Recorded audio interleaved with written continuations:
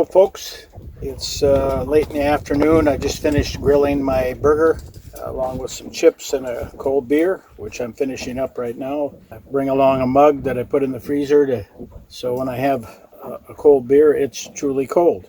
Bring you up to date. Tomorrow is staging day to get back into Red Rock. I'm continually looking at the winds and the weather. The staging point about 7 miles up the Nipigon Straits here, where I plan to stage for the early morning departure to get into Red Rock on the 1st of August. That's the plan, but that's subject to change if the weather changes, so we'll see how that goes. Today I just pretty much lazed around. I did take the kayak and went up about a mile or so to the fish camp to see if I could find the portage into a small lake that's kind of off the main lake, but unfortunately I got out there and there was quite a bit of sea running, and more than I wanted to mess with trying to get to that portage. Would have been an exposed beach, and chances of getting wet, at least my feet wet, is probably pretty high, so I decided to turn around and come back. It wasn't a high priority thing anyway. I just thought it would be nice to hike over there and see if I could take the kayak into that lake. But it didn't look that obvious, and it didn't look like a protected crossing. And the wind today was right out of the direction that would be on that particular beach, which was also rocky. So there was a big cruise boat up all 2/3 of the way, I guess, towards the fish camp.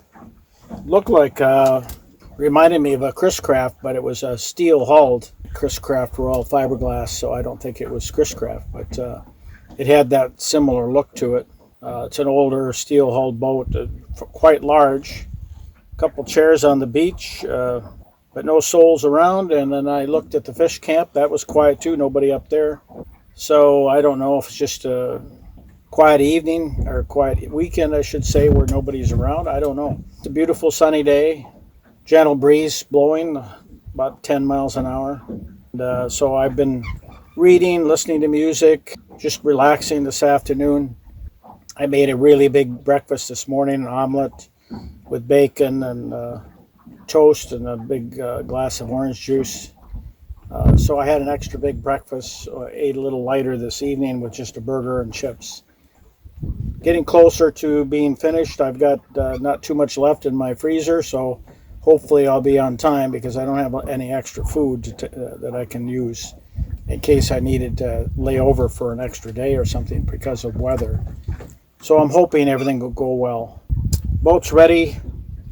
Got plenty of fuel. I did bring 2 6-gallon tanks as auxiliary to the main tanks. I've got 2 9-gallon main tanks, 2 6-gallon auxiliary. It looks like I will get into one of the auxiliaries at least. Probably that's all I'm going to need. I left the 3rd auxiliary at home. I've got 3 6-gallon auxiliary tanks, so I figured today my ultimate range, if I had all 3 tanks, auxiliary tanks and the 2 main tanks, I could do 180 miles of range. The reality is I need a lot of days to do that, so a 2-week trip, about all I need is the 2 auxiliaries, and even that's probably abundant. So we'll see at the end of the trip where I'm at. I made a little longer legs on this trip than the previous one in the spring, so I did use a little more gas. Not a lot. My general average, I think in the spring, was maybe 7 miles a day. Here it's been more like 9 to 10 miles a day, average, I guess. So we'll see how that turns out. Operationally, everything is working fine. I think I mentioned in a previous video that I ran out of propane in the main tank, so I've been using my auxiliary tank for the fire ring, which I haven't used much anyway. I think I used it once on this trip, so hopefully that will finish me off without having to be run out of gas. I've got some small 1-pound bottles, but I did not bring the adapter for using 1-pound bottles on the main system, so that's something I need to put on my list to bring along on another trip. So, because you never know when something's going to happen where you miscalculated. I carry 4 1-pounders for use with the grill. I have a Weber grill that uses 1-pound bottles. This evening, finish my beer, have dessert later, which is usually chocolate-covered almonds with Bailey's. That's my normal evening libation and dessert. I don't really need to go to bed early because I'm only going about a 7-mile stretch tomorrow. At least that's the plan currently.